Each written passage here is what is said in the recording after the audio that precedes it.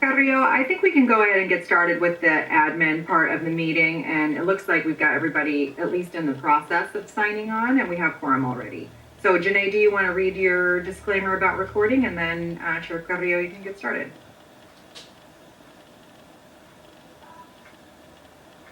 Okay, perfect. Good morning, everyone. I'll go ahead and begin the live stream recording of the meeting, as well as to Facebook, and also the recording for our cloud and website. Thank you. Thank you. Good morning, everyone. It is 9:02, Thursday, January 13th, 2022, and I'm calling to order the virtual meeting of the Los Angeles Probation Oversight Commission. My name is Frankie Carrillo, and I am the chair of the commission. We welcome the newest member of our Probation Oversight Commission, Mr. Sam Lewis, during the last meeting, but I want to invite him to share a few words. Sam was appointed by Supervisor Sheila Kuehl, and we are thrilled to have his expertise on the commission. Sam, if you're there, the floor is yours. Good morning, everyone. Thank you, Chair Carrillo. Greatly appreciate being able to serve on this commission. I think the most important part for me is just trying to be helpful in figuring out how to best serve our youth. Our incarceration level for youth are at historic lows, and I think that's a testament of the work of the community, our leadership, both advocates and people that are in elected positions and appointed positions. And I think it's important that we continue to focus on how do we shrink the number of our youth that are incarcerated. And I think there are key ways to do this if we all work together, and I'm hoping that we'll be able to do that, and I'm really optimistic about that. And just want to, again, thank the supervisor for the opportunity to be able to serve, and the commission for the opportunity to be able to work together. Thank you. Thank you, Commissioner. As we begin, Wendy Julian, our Executive Director, will explain how those of you joining us today can participate during this meeting. And then, Wendy, please call the roll. Thank you, Chair Carrillo, and welcome, Commissioner Lewis. We're so happy to have you. Good morning. Welcome to everyone who is joining our monthly Probation Oversight Commission meeting. We encourage public participation in our meetings and welcome your comments either in writing or live today. There will be an opportunity for public comment on each agenda item at the end of the presentation and at the end of the meeting for items that are not on the agenda. For items that are on the agenda, Chair Carrillo will introduce the item. Any presentation that is to be made will be heard. Then we'll take public comment, and then the commission will discuss the item and take any action if necessary. The easiest way to make live public comment is to register for the WebEx meeting and tell us you want to comment. You just do that by clicking the link, which you all have done to be here on the WebEx. If you're already here and want to speak on an item that you didn't register for, please click on that little hand icon in the participant window. So you click on the participants and then on the little hand icon. There's going to be a slide in a second that shows you how to do it. And that will raise your hand on my list, and we will call you in the order in which the hands are raised. If your hand is shaded in gray, that means it's raised. We will call on you and unmute you when it's time for you to talk. If you're calling in on the phone, you can also participate, and you can make public comment when we ask for public comment. Please press *3 on your phone. That activates the raised hand feature for us, and we'll call on you by reading out your phone number. You press *3 again to lower your hand, and please lower your hand after you've made public comment so we know if you want to comment on another item. On most items today, commenters are going to have 2 minutes. That's unless the chair determines otherwise based on the number of commenters signed up for each item, just because we have a lot on our agenda and need to get through things. But we'll make a decision based on how many folks are signed up for each item. If you wish to make your public comment in writing, please send us an email to info@poc.lacounty.gov, or you can also scan the QR code that's in the that you see on the screen right now. So our commission meeting is being broadcast live today, as you heard. You can watch on Facebook Live, but there's no engagement with users. It's also being recorded, and you'll be able to listen to it later by clicking on the video link in our website. You can follow us on Facebook, Twitter, and Instagram at LA County POC for more information about our meetings, and we encourage you to do so, and please invite others to attend as well. Le damos la bienvenida cordial a esta reunión a gente de la comunidad quienes prefieren hacer sus comentarios en español. Les daremos 4 minutos y podemos proveer traducción al inglés. Al iniciar su comentario, nomás avísenos que prefiere hacer su comentario en español. Para hacer comentarios, nomás tiene que usar la función de levantar la mano, que es la pequeña manita que se encuentra en la ventanilla de participantes. I know that some of you may be joining us today to discuss the issues of selection of a permanent site for youth who've been dispositioned to the secure track and will no longer be transferred to the Department of Juvenile Justice. And we're aware there's been some misinformation out in the media saying that today's meeting is a town hall on that issue, which, as you can see, it is not. Today is our regular monthly meeting of the Probation Oversight Commission, and we have a full agenda of issues related to probation reform. The agenda doesn't have a specific item on site selection for secure track youth. However, we will be discussing some related items. We invite you to stay for the meeting, and there will be time for public comment on each agenda item as well as for subjects not on the agenda at the end of the meeting if you wish. You also can definitely submit your comments in writing. I also want to clarify and reiterate that the Probation Oversight Commission is not the body that will be making the decision about selecting a permanent site for secure track youth. It's the Board of Supervisors who will make the ultimate decisions, and the recommendations to the board will be made by the, wait for this one, JJCC JJRBG Subcommittee, the Juvenile Justice Coordinating Committee's Realignment Block Grant Subcommittee. So if you wish to leave the meeting today but want to make a comment in writing, please email us at info@poc.lacounty.gov, and Janae will put that email in the chat. Please do not send your public comments in the chat. Only the host will see it, and if it won't be logged into public comment because the chat function doesn't comport with our Brown Act responsibilities. So thank you, and at this time I will call the roll. Commissioners, if you could please unmute yourself when your name is called. Let me also say, if you have any questions about what I just told you or about how to participate, please feel free to send a comment to the host in the chat, and Janae will be able to respond to your comments about how you can participate today. Thanks for that. Listening to that long speech about public comment, the point is we want to hear you and also we want to get our business done. So we really appreciate your participation and patience with us. So if you can unmute yourself, Commissioner Dolores Canales. Commissioner Canales here. Apologies for my camera. I'm locked out of my house right now, but I am. Oh, I'm sorry. Thank you for joining us. Commissioner Dupuy is absent today. Commissioner Garcia-Lays. Present. Commissioner Jackson. And good morning, I'm here. Commissioner Lewis. Good morning, I'm here. Commissioner Meredith. Good morning, I'm here. John. Good morning. Commissioner Yamashiro. Present. Thank you. And Chair Frankie Carrillo. Here. Chair Carrillo, we have quorum, and I'll pass it back to you. Thank you, Wendy. Okay, moving on to item number 2 is the approval of December 20th, 2021 minutes. Do we have any written public comments or live public comments for this item, Wendy? We do not have any written public comment. There is one person with their hand raised, but the hand has been raised for a while. So if the comment is not about the minutes, Ms. Beauchamp, if you could put your hand down. If you'd like to make a comment about the minutes, we'll unmute you briefly. Ms. Beauchamp? Okay, we're gonna move on, so no public comments. Thank you, Wendy. Okay, Commissioners, can I have a motion to approve December 20th minutes? I move to approve. We have a motion by Commissioner Jackson, second by Second, Canales. Commissioner Canales. Thank you. Are there any changes to the minutes? Okay, hearing none. Commissioners, please unmute yourselves and vote with a voice vote. Aye. Aye. Aye. Thank you. The motion carries unanimously.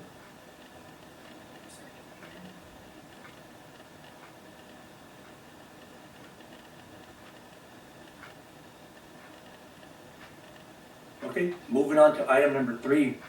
We will have an update and an opportunity to take appropriate action on the progress of the Los Angeles County Probation Department has made towards implementing and enhancing the LA model at Camp Kilpatrick. And elsewhere pursuant to September 21st, 2021, Board of Supervisors motion and plans to move the 14 youth already designated as secure track youth to Campus Kilpatrick as the interim facility. We'll first hear briefly from Gwendolyn Julian, POC Executive Director, then the Probation Department, And then representatives from Labor Union 721. Chief Deputy Patino, please proceed. Chief Deputy Bettino, please feel free to proceed with this. I don't actually have much to report other than just to explain to members of the public that we, the Probation Oversight Commission, do have a role officially in the motion in reporting back to the board on the progress, and appreciate the reports that have been submitted. And I think that's what Chief Bettino is going to talk about. Sure. Good morning, everyone. Thank you so much again for the opportunity. Hope everyone's well. I'm just going to kind of walk us through the directives that are in the motion and provide updates accordingly. I think our last report was provided right before the holidays, so middle December maybe. So I'm just going to kind of go through there, and we have some updates since then. But I'll start through there and then obviously open it up for questions. So the first directive is related to contracting with Healing Dialogues in Action. That is done. The contract's been executed. They are currently providing services for secure track youth at Gary J. Nidorf in the compound. We are hoping to expand their services a bit more. So these are folks with lived experience. We were able to make some adjustments to our policy and practice through the background process.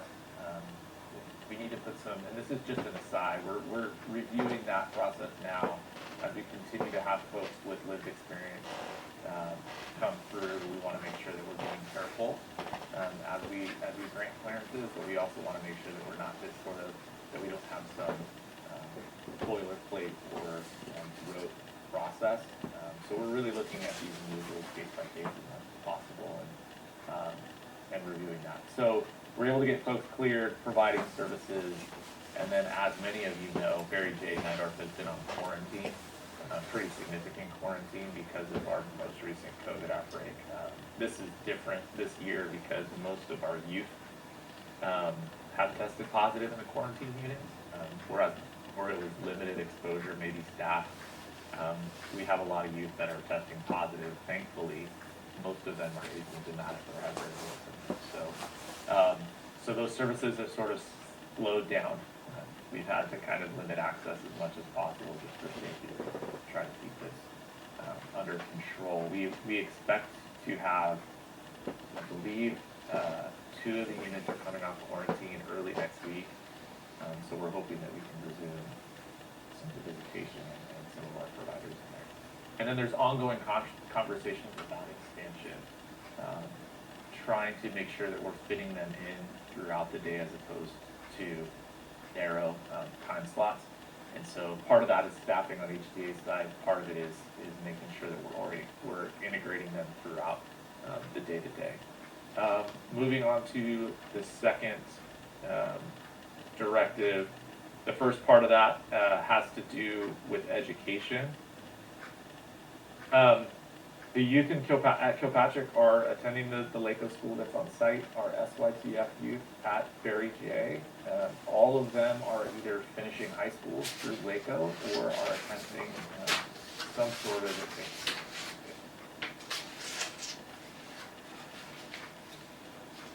ongoing education. So we have folks not that, there's a couple of other college courses, and we're trying to expand that post-secondary. As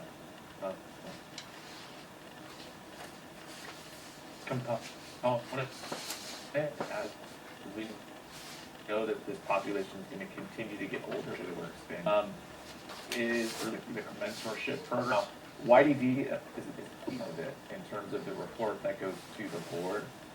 We had a really good meeting.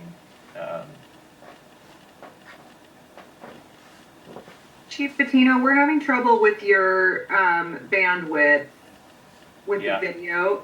Maybe if you turn video off for a minute, we'll be able to hear you without.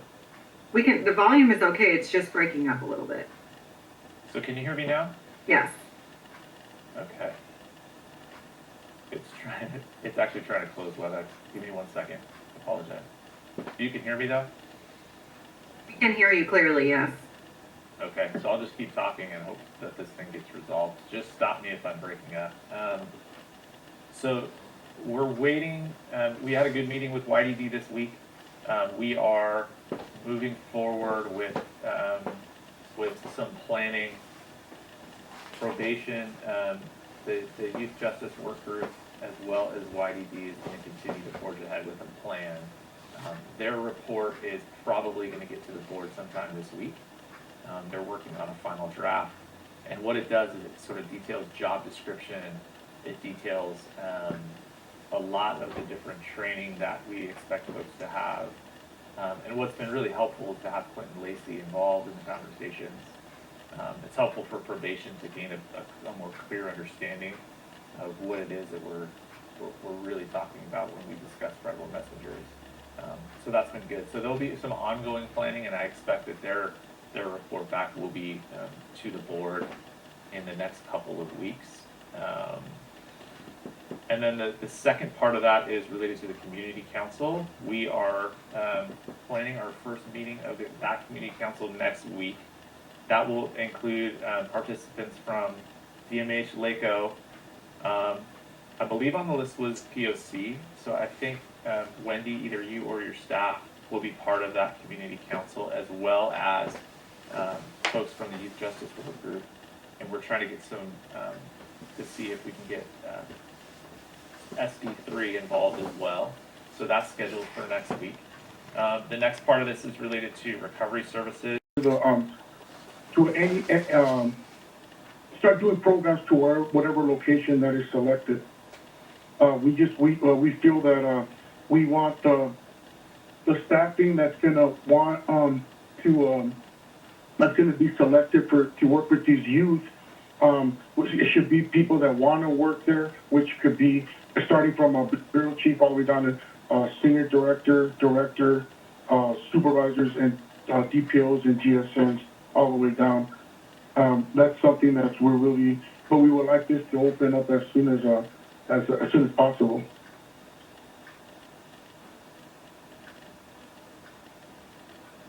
Wendy, can I jump in for a minute? Absolutely. Good morning, everybody. My name is John Tuchek. I'm the legislative consultant, former vice president for the union, with 42 years of experience in probation, and some years that weren't part of probation, but I won't go into that details. I think what we're looking for is we want to see some movement. We want to just jump in and get our hands dirty, if you want to call it that. Figure out what we're trying to do, if it's going to work or not. We need to get through it. We need to adjust.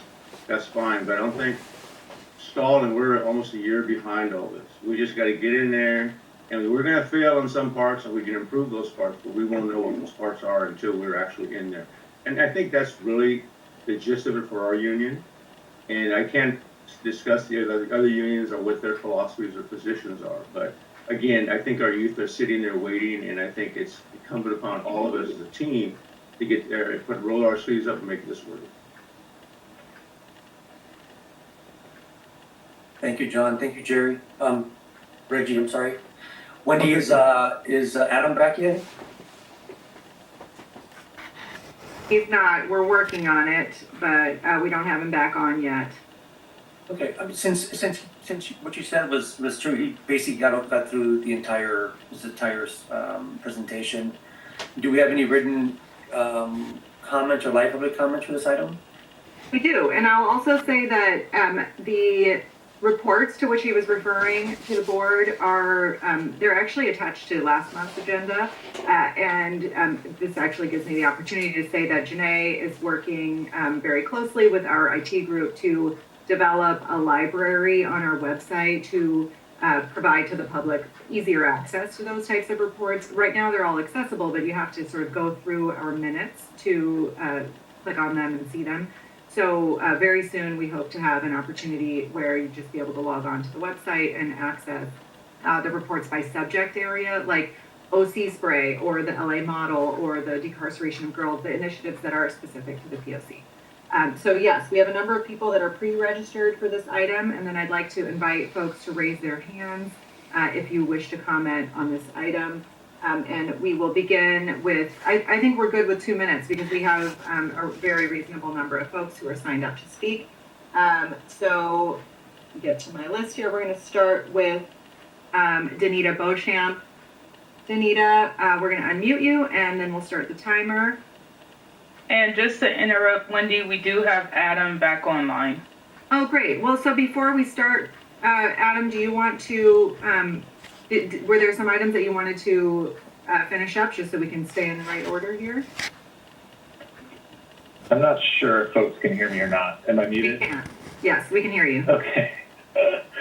Sorry, WebEx booted me in the middle of the thing. So that probably means I need to wrap it up. So I'll keep it quick. I want to make sure that that we do discuss the sleeping quarters at Kilpatrick, because that really is something that's at issue. When I say sleeping quarters, I'm specifically referring to staff sleeping quarters. This has come up in conversation before, and there's some analysis, pretty detailed analysis in our report back, where we need to make some decisions because right now our staff at Kilpatrick are working a 56-hour shift, as folks are aware. They are sleeping down the road at Camp Gonzales. Camp Gonzales is being identified, and there's some work being done by alternatives to incarceration to convert that to a fire camp. So we're trying to find the quickest way to establish some housing at Camp Miller, which is right next to Camp Kilpatrick. Camp Miller was obviously severely burned during the Woolsey fire. So we have some options there. They're all fairly costly, unfortunately, but it seems like the quickest option is to do a renovation to the existing staff housing, which we do believe will take several months and cost anywhere between $2 and $3 million to fully upgrade that, along with adding some additional showers and restroom capacity for folks. So that's something that we've circled and need to make a decision on quickly. But all that analysis is there. And what else is there in the report back is some more detail about the rest of Camp Miller. So taking a look at the dining hall, the classroom space, and then doing some renovation to the field so that there's additional recreation space for the youth at Campus Kilpatrick. So I'll stop there. Thank you. And thank you, Danita, for your patience. We'll put the timer back up and start with Danita Beauchamp. Give us 1 second here.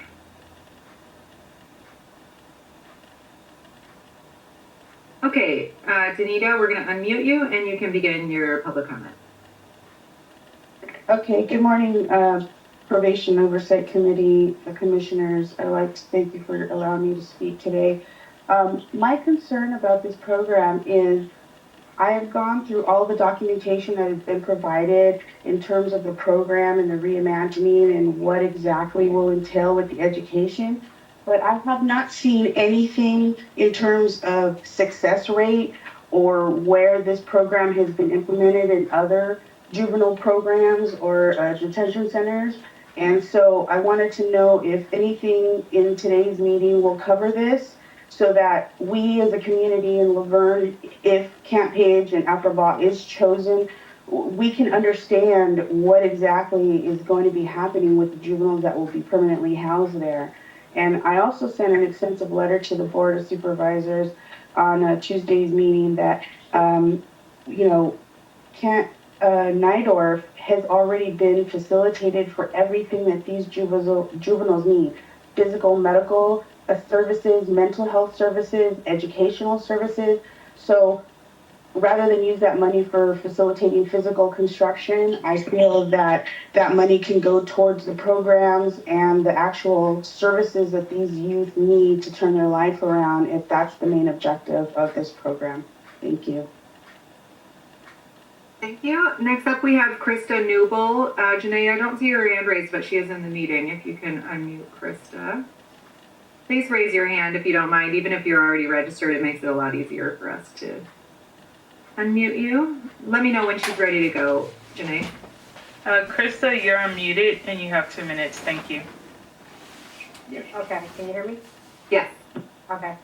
I really don't have much to say because I think that there were some things that were left out. But I did want to address the last caller, simply to say that she addressed Barry J. at Camp Nydorf. Berry J is a juvenile hall. It is not a camp. So when we speak of these youth clients, minors, young adults, they are transitioning to a place. If you think about it in adult terms, Berry J is like the equivalent of a county jail or a holding center. It's not where you go to receive services. You get some of those services there, but it's not your final place to where you can get the rest of the services for you transition out back to the community. So when you think of it like that, please don't let anyone think that Berry J is a camp. It's simply the holding center until they go to their next location. That's all. Thank you. Chief Director? Thank you. And next up, we have Mel Bailey, who usually you're calling in, Mr. Bailey, and I don't see your number. So if you could raise your hand so that we know which one it is. I'm going to call on the next speaker, and then we'll call you next. The next speaker is Garrett Barr. It's B-A-R-R. Janae, can you let me know if you're able to unmute Garrett Barr? Yes, Garrett Barr, you're unmuted and you have 2 minutes. Good morning. Thank you, commissioners, for the opportunity to provide public comment. As you saw or heard, my name is Garrett Barr. I'm here with the Arts for Healing and Justice Network, and I'm here today to say no to Berry J. Nidorf as a placement for the Secure Track youth. Ultimately, this is a moral issue. I will not accept prison conditions like those at Nidorf for any young person, especially our Black and brown youth, nor should this Probation Oversight Commission. At the absolute bare minimum, these young people deserve to be treated with dignity and respect, period. That's impossible at Berry J. Nidorf. I demand the POC stand with community and with what is right and just. Do better, say no to Nidorf. Thank you. Thank you. And the next we have Minor, who I see has his hand raised. Minor X. Yeah, go ahead, you got 2 minutes. Yeah, we can. Okay, my name is Minor. I'm with the Arts for Healing and Justice Network, and I'm here to say no to Nidorf as well. This place is, as a whole, including the compound, it's not suitable for anybody, and especially a kid living there. Why? Because when I was there, I had to choose between being cold at night or being hot in the daytime because the facility wasn't functioning well with maintenance or whatever. And I think no kid should have to choose between being cold or being warm at night. So that's one of the reasons. The other reasons is the restrooms and showers. There's lack of privacy. There's always somebody staring at you. The showers feel like a fire hose with pressure coming out. It damn near feels like, the shower is picking through your skin. Another thing is the clothes. We wear handed-down clothes, including underwear. That is not, I don't know, sanitary. I don't know. This is somebody else's drawers that somebody is wearing. Another thing, back to the comment where the lady was saying about they're just there for a bit. Yes, they're there for a bit until they figure out what they're gonna do with them. But if you haven't been in our shoes, I think, you don't know what we go through, and we're here to speak on that, So we feel like Nidorf is not the suitable place for them to stay, and yeah, we need them out of there, Another thing, there is no program at all. No programs at all. So a kid is in the rooms 24/7 with no programs besides Sundays for either church or Bible studies. So yeah, that's all I have, and yeah, no to Nidorf. Minor.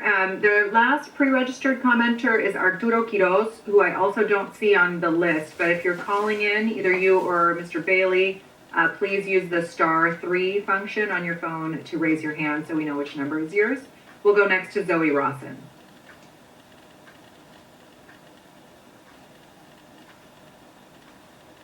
Zoe, you're unmuted.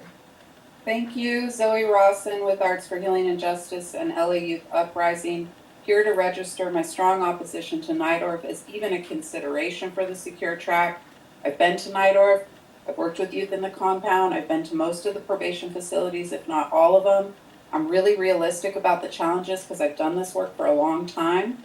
And I know unequivocally that the work we want to do through Youth Justice Reimagined is not possible in such a restrictive and inhumane environment.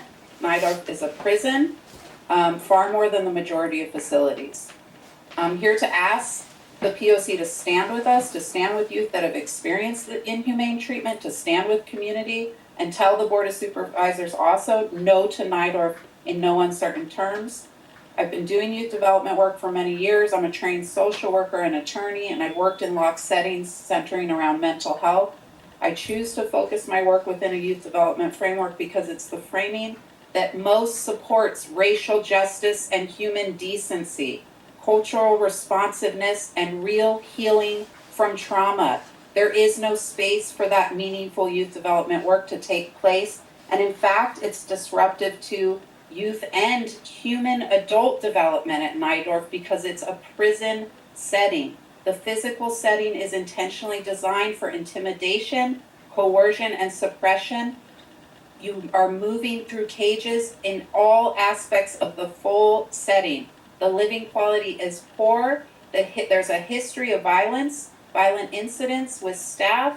That's a reflection of how far away from valuing the youth and their development work that Najdorf is, and how deeply flawed the model, the physical setting, and the approach is at that prison setting. Thank you for allowing me this time to speak. Thank you. We're going to get ready for Rebecca Gomez, and I'll also add, Chair Carrillo, there was some written comment public comment about this item that has been attached to the agenda and sent to commissioners. So thank you to all of you who submitted that. If you'd like to make other written comment on this, please email info@poc.lacounty.gov, and we'll attach it to the agenda if we get it by 5 p.m. today. Rebecca Gomez, we're going to unmute you, and you're good to go. Good morning, everybody. My name is Rebecca, and I'm a member of the Arts for Healing and Justice Network. I'm calling to oppose having youth be at Najdorf Juvenile Hall.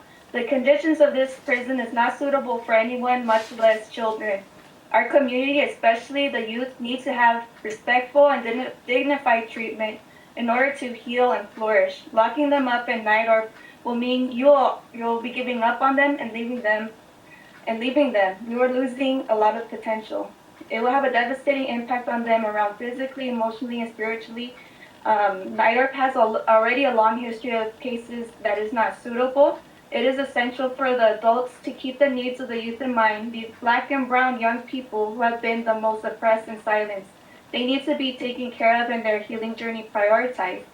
So please stop with these racist and classist adults who have nothing to do with these youth's lives, and stop listening to them and think about what is best for the young people in these crucial years. So I'm asking the Probation Oversight Commission to please stand with the people and let the Board of Supervisors know. Thank you. Thank you. Next up, we have Monique Yatim. Monique, we're going to unmute you. And you're good to go. Can you hear me? Yes. Thank you. I just want to say that I want to urge this committee to please recommend to the Board of Supervisors that Kilpatrick remain the permanent site for the secure track adults instead of moving them around and interrupting these rehabilitation services that you guys aim to provide. Also, this committee stands around patting each other on the back and using words like transparency, collaboration, community, yet you don't actually truly practice these actions beyond your own group. I think it's very upsetting that many of these communities are having to jump on board at the last minute of this train when someone said the train's already in motion in previous meetings. So I would like for you guys to maybe readdress and maybe even take those words down from your website and stop preaching those words if you're not going to actually utilize them and put them into practice with the community as well, not just within your own group. And lastly, I just want to say that one of the previous callers had mentioned that there are no programs for these minors, adults. Well, right now, minors at Barry J. That may have been in the past. I cannot speak for that. However, in the last several years, at least the last decade, that is not the case. They have many, many programs that come in and provide services, especially those adult minors that are located in the compound. So that is not that's not a factual statement. It may have been in the past, but it's no longer the case. Thank you. Next up, we have Pam Berry. Pam, you're unmuted. You can begin. Good morning. My comments are Kilpatrick should remain the permanent site. The scoring of the proposed camp ratings that was posted recently is severely flawed. Laverne's Acrobat page are a severe fire risk according to LA County maps, but they were scored yellow versus red. So that is a huge thing. There is a single road from the camps for a good mile through brush, and both sides of that road were aflame in the prior evacuations. Transportation is 3.5 miles to the nearest bus stop, even farther from the Metro League. And Adam Bettino mentioned twice that shuttling would be necessary up a very steep hill, which would make it red on your score sheet, not yellow as scored. Distance from the families and support systems also incorrectly scored. It is not equivalent to the other locations on the list, but is the farthest extreme eastern end of the LA County. Impact on the community is not even a consideration on the scoring. That's a major flaw, especially in light of transparency every year, pretty much in the last few years. And we have had people knocking on our doors and telling us to stay inside. So please use a correct scorecard if you want to make a good decision that's going to be helpful for the people that you want to put into this dangerous setting for fires. Thank you. Up, we have Lily Brainerd. Lily, you're unmuted. Hi. You can begin. Good morning, Honorable Commissioner. Thank you for the opportunity to make the public comment. I'm a citizen of Laverne, and actually from the beginning when we noticed Laverne camp has on the top list, so we start to do research, and then so many people went to comment in the listening in Okmesa, and media follow up, and then I think it's beyond common sense. Why people push back? Because not in my backyard. Actually, Laverne has did very good job for the case to support BJJ because camp has always been there. So we know that the walking trail people around this area, we noticed that. So it's okay, even if it escape happens. But now the sport car, just like the last resident said it, the fire rate is red. The residents live in that area, they couldn't even qualify to buy the fire insurance. So that will be the biggest potential risk in the future. Not to mention that the single road in and out is not good for a fire truck. It's a hillside. It's impossible to ride bike or something. And then because the transportation is far from close to 4 miles to the bus stop, it's impossible for any people to visit them. So I heard about get some shuttle bus. It's such a big waste of money because the budget is our tax money. We don't want the money go to update the facility. They should really go to support the juvenile. Even though 18 to 25 years old, they are not really young, they cannot adult. We still want to get good support to get second chance of their life, right? So it's just think about what is really good for them. I think Patrick in Malibu should be really qualified the permanent, but just not Laverne. Thank you very much for listening. Thank you. I'm going to read the names of the people I have signed up for public comment, and at this point, we're going to cut off signing anyone else for public comment on this issue. The names I have are Bruce Goff, Bette Snedeker, Roy Humphreys, Danielle Bisuano, Damon Ayala, Colin user 4, and that's an anonymous number, so you'll have to tell us who you are. Sofia Cristo, Gilbert Ivy, Oscar Canales, Kruti Parek, Tracy Gonzalez, Angela Donahue. So those are the names that we have at this time, and we'll end public comment on this topic at the end of those names. Or else we won't. Sorry, I don't mean to interrupt, Wendy, but this is a thing. No one has to say who they are, but if you want to identify yourself, sorry. that would be good. I didn't mean that at all. I meant that they're going to have to, yes, you're correct. They don't have to identify themselves. They have to speak when we unmute their line, or we won't be able to call them by their number. Thank you for that clarification, Commissioner Garcia-Lays. So we'll start with Bruce Groff. Okay, thank you, Wendy. And I'll just add Elida. Oh, I'm sorry, Alida Alida Ledesma and Yes. Sabra Williams, who are signed up through the host. Thank you. Thank you. Mr. Groff, you can begin. Yes, good morning. And first of all, I want to applaud the committee for all your work to expedite the implementation of these changes and the pressure that you must feel for getting it done, wanting to make the right decision. I'm a resident of Laverne. I am in walking distance of the Afflebaugh and Page camps.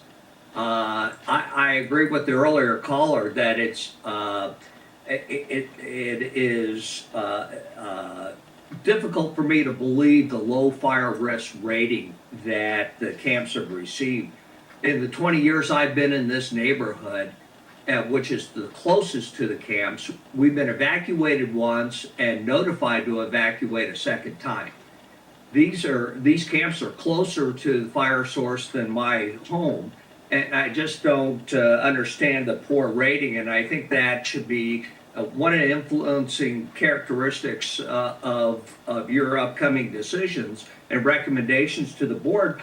The safety of the youth, the safety of the workers, it should be paramount. The Lone Road, Stephen Ranch Road, could easily be blocked. That's your only access to provide services, food, water, etc. to the camps. And I think that would be compromised in a fire in a way that would be disastrous. The other impact that this is going to have, and one that hits home for me, is the financial impact to the nearby homeowners. Having an extended prison, as it's being called in the media, so close to us is going to destroy our property values. And who's going to pay for that? How are we going to be compensated?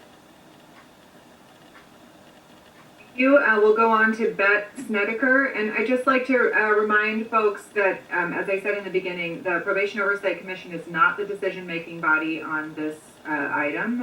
And we welcome your public comment, but want to make sure everyone understands that. Beth Snedeker, we are unmuting you, and you can begin. Good morning. My name is Betty Snedeker. I am a current resident of Laverne. My family has been here for over 50, 60 years. They've been here since actually the 40s. The fact that you guys are going to, or considering going to, put those more inmates up in that prison area is quite alarming. We've always known that they were there. There have been escapes throughout my entire time. So I have raised 2 kids here. I really wish you guys would take more consideration as to what you're putting our society through and our environment.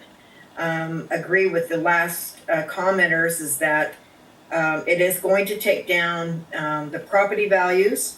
Also, what I'm quite concerned about is the fact that who's going to pay for the security? Is that going to raise our taxes for the sheriffs and the Laverne Police Department in order to, create more of a secure environment? And then it comes back to us for having us to pay more taxes to support them.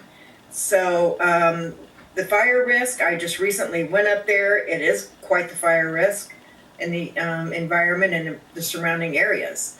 I'm saying no to the area. You guys, there's plenty of places out in the middle of the desert to put these people. They do not belong in the city of Laverne. Thank you. I apologize for mispronouncing your name, Betty. Next up, we have Roy Humphreys. I'm Roy Humphreys, and can you hear me? You can begin. Can you hear me? Yes. Oh, okay. First of all, I'd like to commend you on your public comment process. I've engaged a number of county agencies, and yours is stellar by comparison. You should be emulated. But the comments previously about the taxes situation, this comes to the point that is essential here, because the criminal justice system has been underfunded, understaffed for decades, and consequently we are where we are today. And the people want the public safety and so forth. It's time to pony up the money, and it's not going to be easy and get off that stick. Okay, the next thing is that, and it's also included item number 4, is an issue where it says, how does the probation receive citations? Law enforcement may deliver citations to citation diversion several weeks or months after issuance. Folks, this just tells another story of program failure. So thank you very much for your time, and I'll turn it over to you. Thank you. Next up we have Danielle Biswano. Danielle, you are unmuted, you can begin. Yes, hello. I'm Daniel Biswano. I'm with the Arts, Healing, and Justice Network. I wanted to say no to Barry Jane. Me as a formerly incarcerated